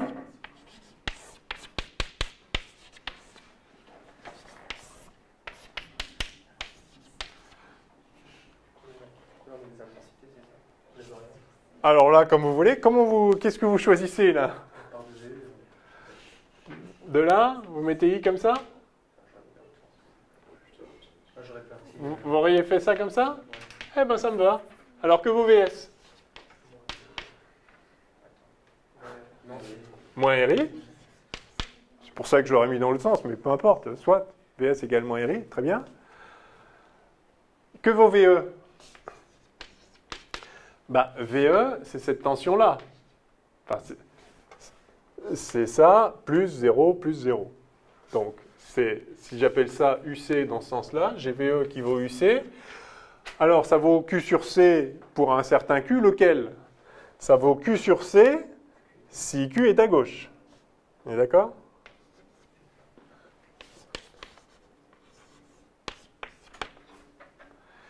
Et si Q est à gauche et que I va comme ça, alors ce I-là, il est ici aussi, hein? I, c'est bien dQ sur dt. Quand I est positif, ce Q-là augmente. I égale dQ sur dt. Par conséquent, on a VS qui vaut moins R fois dQ sur dt, c'est-à-dire moins RC d de VE sur dt. Vérifiez bien que c'est homogène, hein. RC c'est l'équivalent d'un temps. Et donc vous voyez que VS, à chaque instant, c'est la dérivée du signal d'entrée, fois RC. Enfin, fois moins RC en l'occurrence. Donc là, par exemple, c'est une bonne façon de voir si vous avez dans un circuit, si vous avez une tension qui est en train de varier. Et vous savez de combien elle varie. Vous avez sa pente, enfin vous avez la dérivée. Ce truc-là vous donne la dérivée. Avec juste une bête résistance et un bête condensateur. Et un pas bête du tout ampli-op. Toujours le même ampli-op. Mais oui. si on était dans le premier schéma et qu'on avait remplacé le condensateur par... une bobine? On avait la dérivée aussi. Voilà. Voilà, absolument. Bref, vous voyez que cet objet-là, ces propriétés font que il peut être un ingrédient de base dans des tas de circuits pour faire des tas de choses intéressantes, additionner des signaux, les multiplier, les inverser, etc. Y compris faire donc le montage suiveur par lequel on a commencé, où ça vous permet de fabriquer une impédance, grâce à son impédance d'entrée infinie, ça vous permet de l'insérer dans un circuit et de faire un générateur de tension en quelque sorte parfait, qui récupère la tension d'entrée, mais qui ne va pas s'effondrer si vous lui mettez une charge. Bref, on peut faire des milliards de choses, et on fait des milliards de choses. Il y a des ampli-op partout. Et dans l'ampli-op, il y a d'autres composants électroniques encore plus fondamentaux, qui sont les transistors, les diodes, etc. Mais l'ampli-op, c'est un composant actif aussi. Ah oui, c'est actif. C'est actif, il est branché sur le secteur. Oui. Enfin, sur le secteur ou sur une source de tension, une batterie. Enfin, voilà. Mais oui, il faut l'alimenter, absolument. Il doit être alimenté. Ça, c'est absolument capital. Voilà. Bon, alors, je vous propose...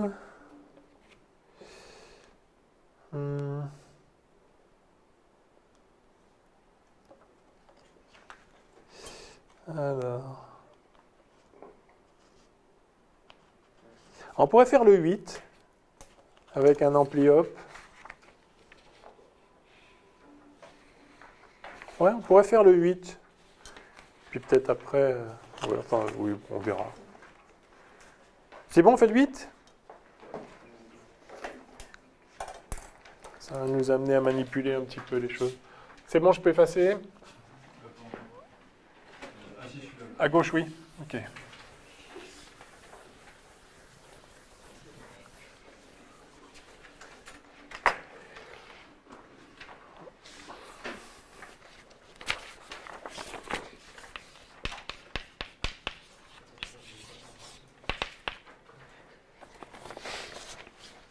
Alors, on considère le montage de la figure 10 que voici.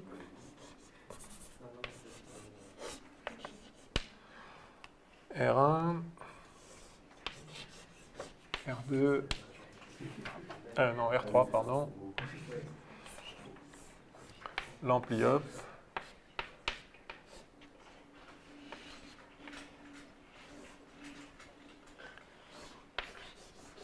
R4.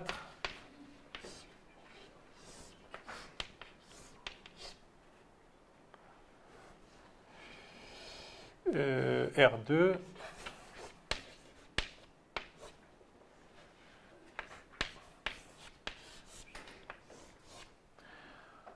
Alors là, il s'appelle VS dans le...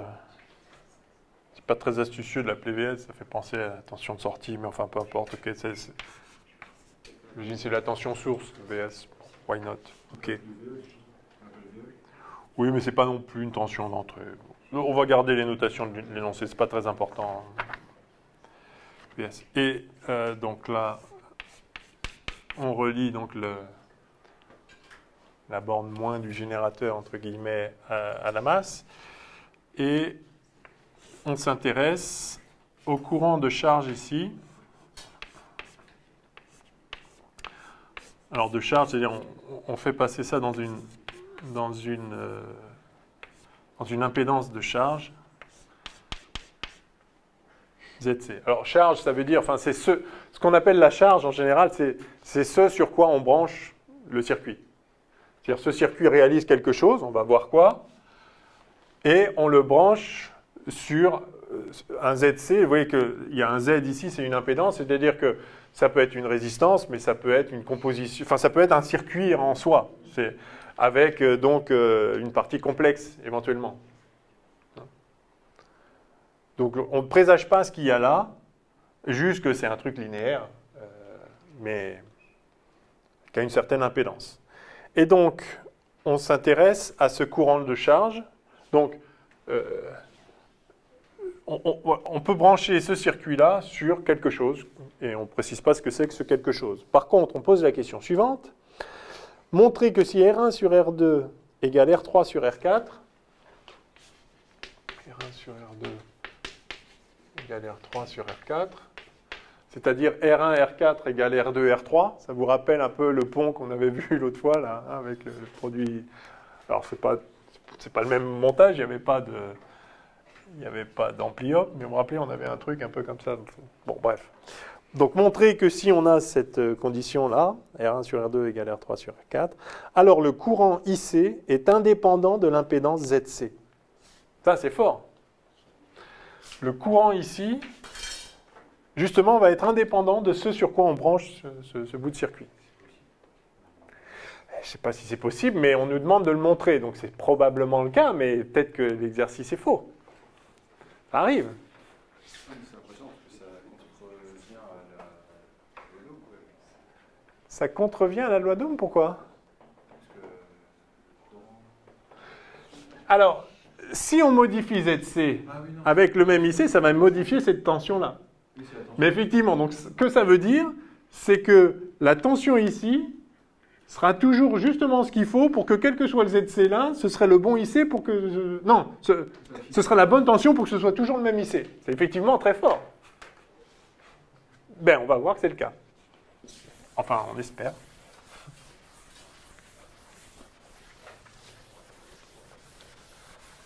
Alors... il n'y a pas d'autres questions, non? Donner l'expression du courant en fonction des données. Très bien. Bon. Donc, montrer qu'à condition qu'on ait ça, IC est indépendant de ZC. Donc, ce qu'on va faire, c'est qu'on va calculer IC.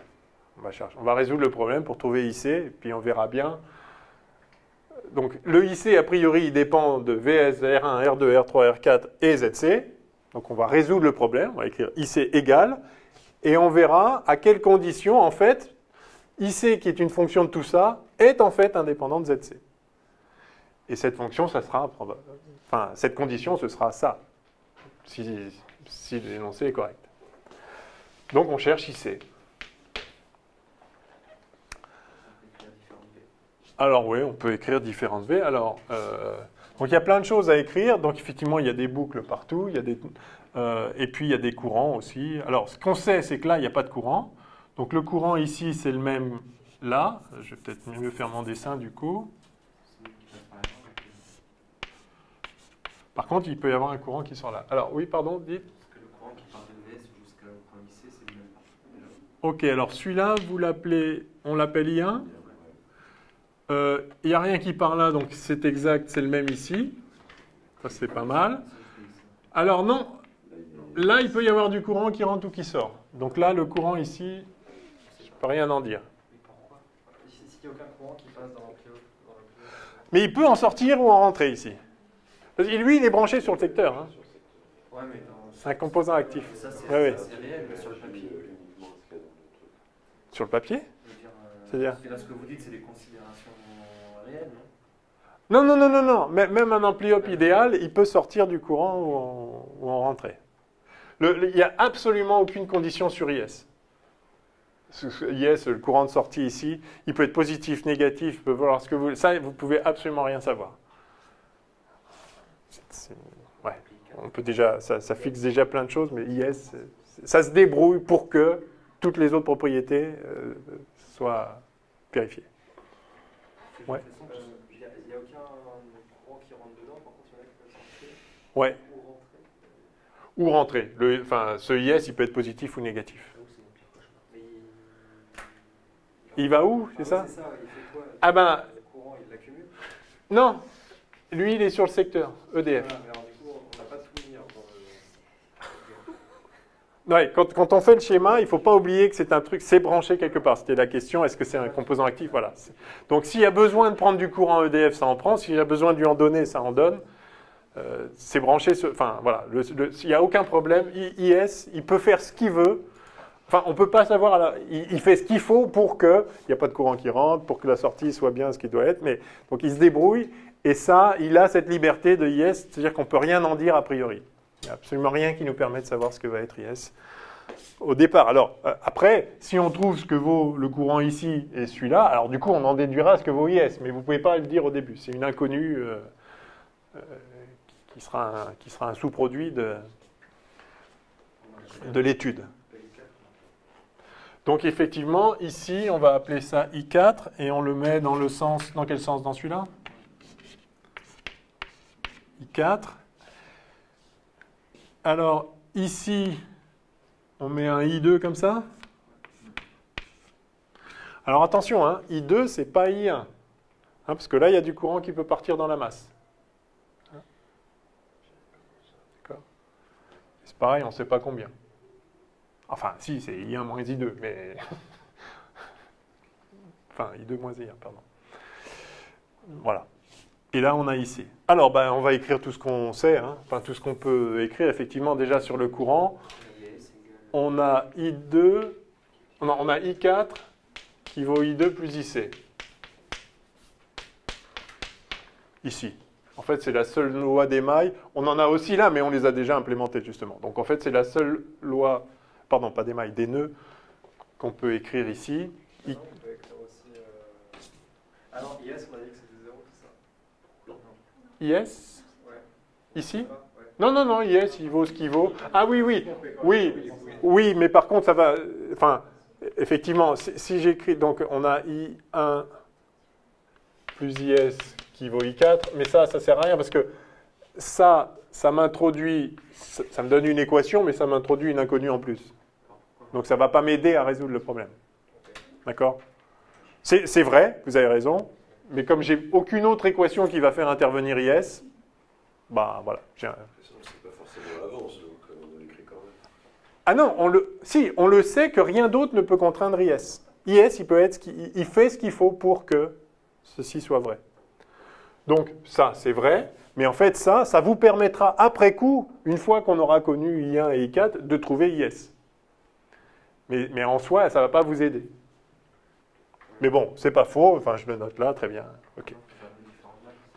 Alors par contre, maintenant, voilà, on va jouer sur les tensions en implémentant le fait que ici, enfin le vrai epsilon, c'est celui-là, il vaut 0.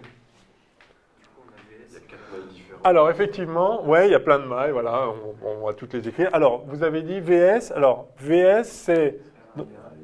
Alors, allons-y, j'écris ça avec vous. VS égale R1.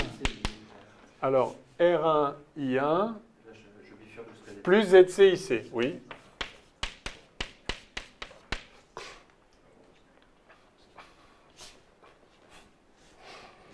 C'est égal à R1 plus R2 et I2. Plus R2 I2 aussi. Donc on a ZCIC qui est aussi R2 I2.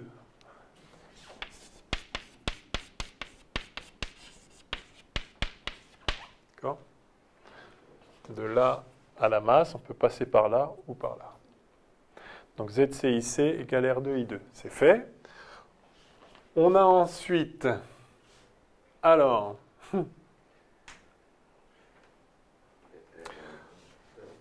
Bah regardez, ouais, R3I1, R4I4, ICZC. mais VS égale R1I1 plus ZCIC.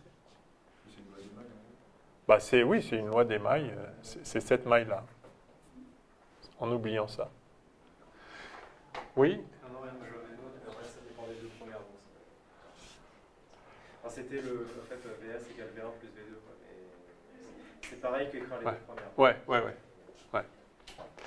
Par contre, regardez, entre ce point-là et ce point-là, en fait, c'est le même que celui-là.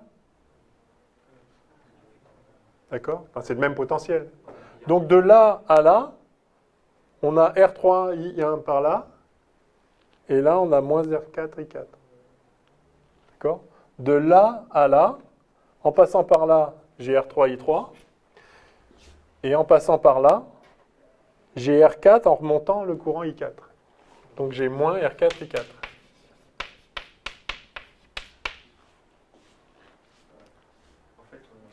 Vous voyez du coup que là, IS, si I1 est positif, alors I4 est négatif, et IS et le courant rentre dans la sortie de l'ampliope. Bon, soit. Si, à l'inverse, I1 est négatif, alors I4 est positif, et le courant sort de la sortie de l'ampli-op. Bon, qu'à cela ne tienne. Bon, alors on a combien d'équations, combien d'inconnus là?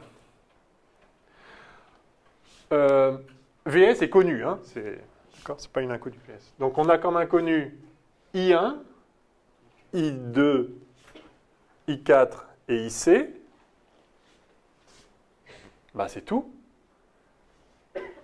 Et on a 4 équations. Non? I1, I2. Ah non, on a I3. C'est quoi I3? Ah non, c'est pas I3, c'est I1, oui, pardon. Oui, oui. Donc I1, I2, I4 et IC, je vois pas d'autres inconnus. Et ces 4 équations sont indépendantes. Bah, je crois que ça y est, en fait. Ouais. Votre dernière équation, est-ce qu'on peut la retrouver si on a écrit la maille qui prend qui fait tout le tour de VS jusqu'à IC voilà, continuant. En allant par Oui, oui, mais après, pour obtenir un truc aussi simple que ça, il faudra implémenter. Mais oui, faisons-le. Ça vous ferait VS égale R1I1 plus R3I1 plus R4I1 I4, pardon, plus ZCIC. C'est ça? Votre maille d'ici à là? D'accord? R1I1 plus R3I1 plus R4I4 plus ZCIC. Simplement après, bah, ZCIC c'est R2I2. Oui, et alors? Non. Ah ben non, vous avez R1I1 plus... Voilà. Vous avez déjà ça et il reste ça. Voilà. Donc j'avais juste court-circuité. Ok. Je veux dire, c'est pas une autre en plus. Elle n'est pas indépendante, évidemment. Mais de toute façon, on a déjà tout ce qu'il faut. On a 4 équations, 4 inconnues. Il y a juste à résoudre. Alors, en ne perdant pas de vue que ce qu'on cherche, c'est IC. Donc, on va laisser IC, puis on va éliminer les autres trucs. Donc, on a IC ici en fonction de... Ça, c'est bien de prendre du recul avant de se lancer dans la résolution. IC... Si j'utilise ça, je vais avoir ici en fonction de I2. Ah, bon, donc il faut que je vire I2. Ici, bah, je vais virer I2 par là, parce que c'est là qu'il intervient. Donc ça va me rajouter du IC, mais ça, ok, c'est ce que je cherche, c'est pas grave. Par contre, ok, maintenant j'ai du I4. Oui, d'accord, mais I4, je l'ai là. Donc je vais le virer à partir de ça. Ah oui, mais je vais avoir I1. Ok, mais I1, je l'ai là. Et là, ça ne m'introduit rien de nouveau. J'ai plus que du IC. C'est quand même impossible de suivre ce genre de conversation. Je vous parle maintenant, si vous voulez. En gros, c'est que dans un système, il faut faut écrire ça. Je vais dire un truc comme ça, on ne peut pas comprendre. Ah, oui, bah, moi, je crois que c'est important. Alors, non, je suis d'accord que la phrase en elle-même, surtout, enfin, si vous ne regardez pas mes mains, la phrase, je suis d'accord qu'elle est impossible à suivre. Mais c'est important parce que, bon, là, il se trouve que ça a l'air, apparemment, c'est assez simple, vu ce qu'on vient de dire. C'est important parce que quand on a un système avec plein d'équations, plein d'inconnus, on a vite fait de tourner en rond. Voilà. Donc c'est important, si on ne veut pas perdre une demi-heure à tourner en rond et pas s'en sortir, et en plus en s'énervant parce qu'on sait que c'est simple, mais juste on tourne en rond. Donc c'est pour ça que c'est important de faire ce que je viens de faire en réalité. Je veux IC, je l'ai là. Je sais que ce IC, donc je l'écris ici, mais évidemment, si je pars de ça, j'ai un problème, c'est que j'ai un I2 que je ne connais pas. Donc il va falloir que je vire I2. Mais I2, il est là. Donc, si j'utilise ça, donc ça veut, en premier, j'utilise ça. En deuxième, je vais donc utiliser ça pour virer le I2 que je viens de mettre. Ce I2 que je viens de mettre, ok, je vais le virer, mais du coup, je vais rajouter un I4. Ah, oui, donc je vais utiliser ça en 3. Mais en utilisant ça, je vais introduire un I1. J'aurais viré le I4, mais maintenant j'ai I1. Oui, eh bien donc je vais chercher ici le I1, je le retire, et là, j'introduis rien de nouveau. Donc là, j'aurais fini mon problème. Donc c'est bien de voir ça. Voyez, parce que sinon, je fais quoi? Enfin, oui, vous pouvez bon, là, il se trouve que c'est simple, mais quand même, vous risquez de tourner en rond. Là, on sait exactement ce qu'on va faire, et maintenant, il y en a pour 10 secondes, on écrit d'abord ça, puis ça, puis ça, puis ça, et c'est fini. Si vous êtes tout seul sur votre feuille, oui. Alors, allons-y. Donc, IC égale R2 sur ZC fois I2, mais I2, c'est I4 moins IC. Donc, j'ai... Alors, et par ailleurs, I4, c'est moins R3 sur R4 I1, et I1, bon, je vais l'écrire, donc moins IC, je fais la ligne en plus. Vous voyez, vous ne seriez même pas obligé de faire toutes ces lignes intermédiaires, parce que vous savez déjà ce que vous remplacez dans quel ordre. Donc, vous pouvez le faire en une ligne, c'est-à-dire en écrivant la file. Mais faisons-le un tout petit peu pédagogiquement ici. Voilà, facteur donc, moins R3 sur R4, facteur 2, et maintenant je remplace I1 comme étant VS moins ZCIC, le tout sur R1. Et tout ça moins IC. Voilà, et donc là j'ai une équation, il n'y a que du IC. Je le mets IC du même côté, et puis c'est fini. Alors, donc j'ai IC facteur de 1 à gauche. Et maintenant, je les amène d'ici, les autres. Donc, je vais avoir du plus R2 sur ZC. Et puis, j'en ai un autre qui va venir d'ici. Et celui-là, j'ai ZC fois ZC. Donc, ça s'en va. J'ai moins qui fait plus que je mets de l'autre côté. Donc, ça fait moins. Et j'ai R2, R3 sur R1, R4.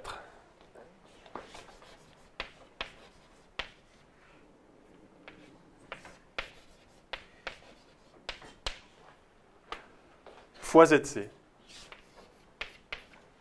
1, non, non, non, non, non, non, non. Non, justement, le ZC, je l'ai enlevé. Donc j'ai... Voilà.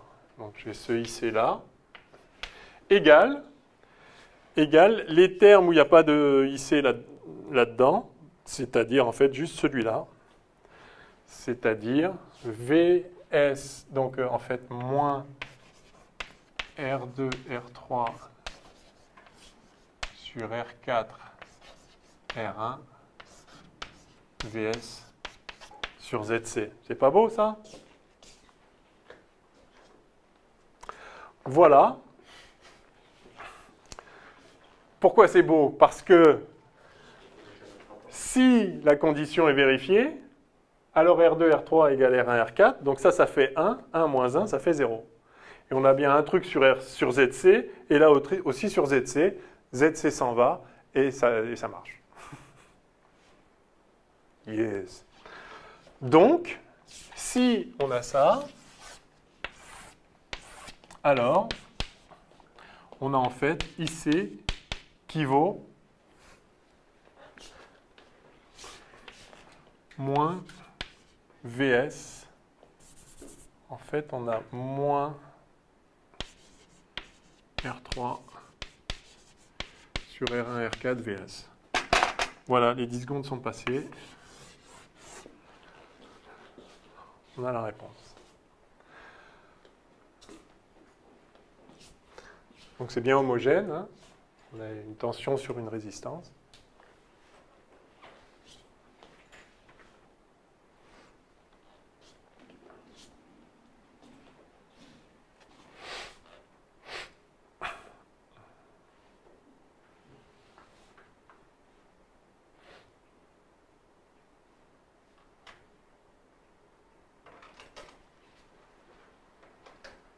Waouh! Waouh! Ah ouais, c'est joli ça. On va regarder d'autres trucs. Est-ce que vous y êtes là? Est-ce que ça vous va? Il est où parce que c'est au final Là.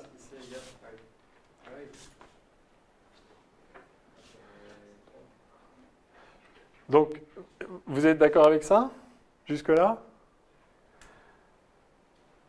Et donc là, plutôt que d'écrire la formule générale, j'applique tout de suite la condition. Voilà, R1 sur R2 égale R3 sur R4. Ça veut dire que ce truc-là, ça fait 1. 1 moins 1, ça fait 0. Donc il me reste ça. Et du coup, voilà. C'est indépendant de IC et tout va bien.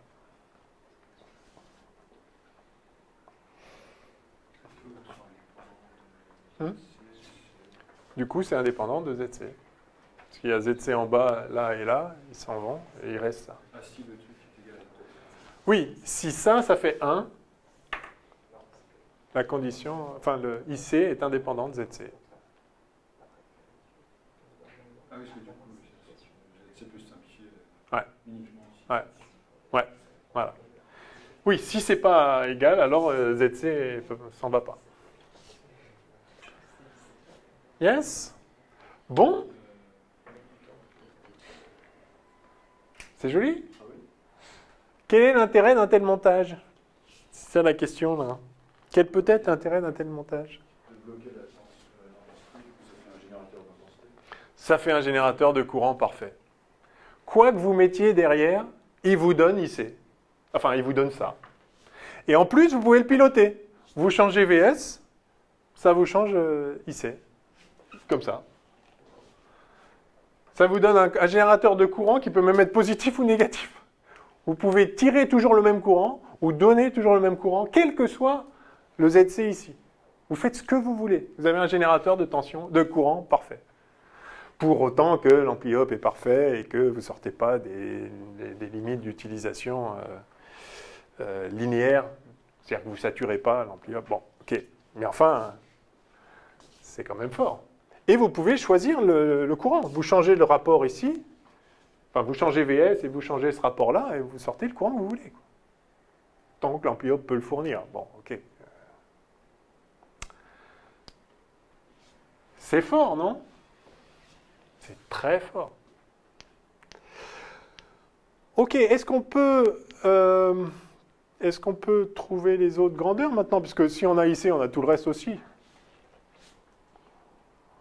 Après, vérifier que IS c'est 0, enfin la valeur de IS à la sortie. Alors, que vaut IS? On peut se poser la question. Finalement, IS, c'est quoi? Alors, est-ce que ça rentre? Est-ce que ça sort? Allons-y, calculons IS pour le plaisir. Donc, pour avoir IS, il faut I4 et il faut I1. Alors, bon, d'ici, on va avoir I2. Alors, vous voyez que ça, par contre, ça va dépendre de ZC. Le courant qui sort est toujours le même. Mais du coup, si vous changez ZC, le potentiel ici va varier. Puisque le potentiel ici, c'est ZC-IC. IC est toujours le même. Si vous changez ZC, vous changez le potentiel là. Donc évidemment, il va falloir que l'ampli op s'adapte pour que ici, il y ait toujours le même potentiel.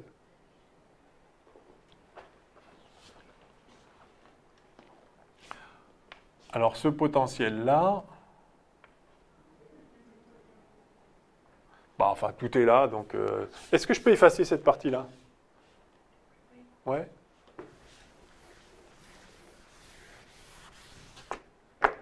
Il y avait une autre question avant qu'on fasse ça, non? Non, donner l'expression, simplifier au maximum. Bon, oui, c'est parfait. Alors, donc, on veut I4, donc on veut I4 et I1. Donc, il faut ça. Donc, oui, il va falloir tout résoudre. Donc, de là, on a I2. I2, c'est donc moins R2, R3 sur R1, R4, mais ça justement c'est 1. Donc c'est moins, bah oui, 1. Oui, c'est ça. Oui, c'est donc moins VS sur ZC. Ah ouais? D'accord. Ah oui, VS, c'est ce VS là, ouais.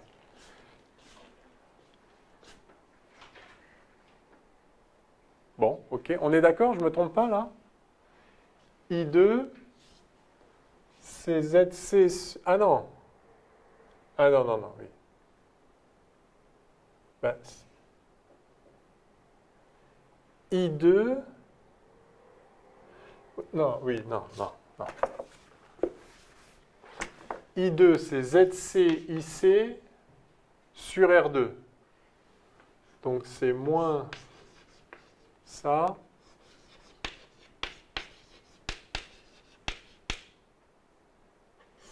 On est d'accord? Ouais, et R1, R4, c'est R3, R2.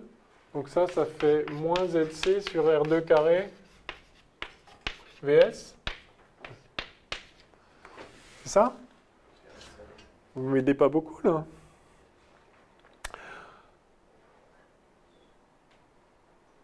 Ok, alors maintenant qu'on a I2, on a I4. Et une fois qu'on aura I4, on aura I1. Et une fois qu'on aura du coup I4 et I1, on aura aussi IS. Alors, I4, c'est donc IC plus ça. Et donc, IC, c'est ça plus ça. Donc, moins... Mais en fait, R3 sur R1, R4, c'est 1 sur R2. En fait, j'aurais pu l'écrire là direct. C'était pas simplifié au maximum, en fait. Voilà ce qu'on a en vrai. Yes? Ah, c'est beau, ça. Là, c'est beau. OK. Alors... Bon, bah, finalement, je l'ai faite la simplification là, donc ça va. Maintenant, I4, on a dit que c'était I2 plus ce machin-là. Donc, ça fait moins VS sur R2, facteur de 1 plus ZC sur R2. C'est ça? Bon, je crois que vous n'allez pas m'aider, hein, j'ai compris. Je me suis fait à l'idée que je vais finir tout seul. Alors, donc I1, ça fait moins R3 sur R4 fois ce truc-là, c'est-à-dire R3 sur R2, R4, VS, facteur du même truc. Et R3 sur R2, R4, c'est rien de spécial. R3 sur R4, c'est R1 sur R2. Ouais, ça fait R1 sur R2 carré. Bon, on verra. Et donc IS, IS, c'est I4 moins I1.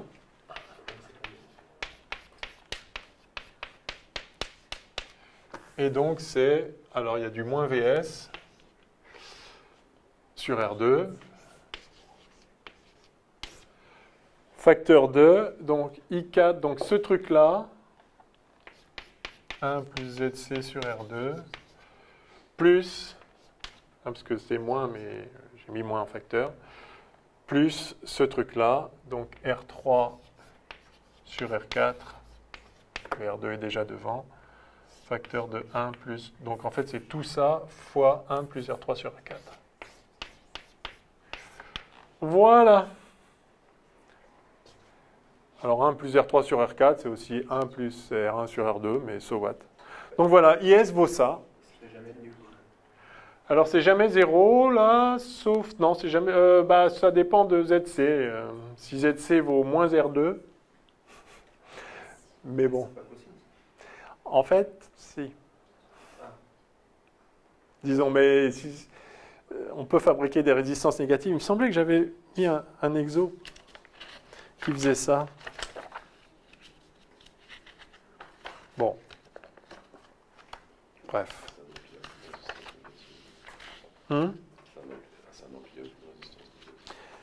Enfin, avec un ampli op, on peut en fabriquer un, ouais. C'est marrant, je croyais que je vous l'avais mis, mais bon, bref, enfin, peu importe. Bon, voilà. Donc, vous voyez que IS, suivant VS, si VS est positif, et que ZC est une simple résistance, enfin, un truc résistif standard, ou même avec un déphasage, hein, d'ailleurs. Enfin, si on est en régime continu, du coup, il y a juste la résistance. Et donc, vous voyez que si VS Si la tension est positive, en fait, le courant va rentrer dans l'ampli-up par la sortie ici. Si elle est négative, ça va sortir. Bon, mais vous voyez, enfin, il n'y a rien de physiquement intéressant à dire. Enfin, voilà, l'ampli-up se débrouille pour. Et il peut se débrouiller en faisant rentrer ou sortir du courant. C'est absolument pas un problème. En fait, tant qu'il n'y a pas de composants directement connectés à notre VS, enfin, par rapport au nœud, ben, notre IS, on peut le squeezer. Vous ne pouvez pas le squeezer au sens où vous ne pouvez pas dire que I1 c'est I4. Donc non. Mais simplement, vous ne pouvez rien en dire de plus. Vous pouvez juste dire I1 n'est pas égal à I4 a priori. Il pourrait l'être par miracle si dans la configuration spécifique IS vaut 0, mais ce sera exceptionnellement rare. Enfin, il n'y a aucune raison que IS soit ni positif, ni négatif, ni nul. Il est ce qu'il est. Il fait ce qu'il faut pour que l'ampli-up fonctionne comme il doit. Ok? Bon, allez. Si on refaisait un petit peu du BOD, d'abord, est-ce que vous voulez faire une pause? Ouais. On fait une pause et on reprend une petite heure, un truc comme ça. Je ne veux pas non plus vous faire rester jusqu'à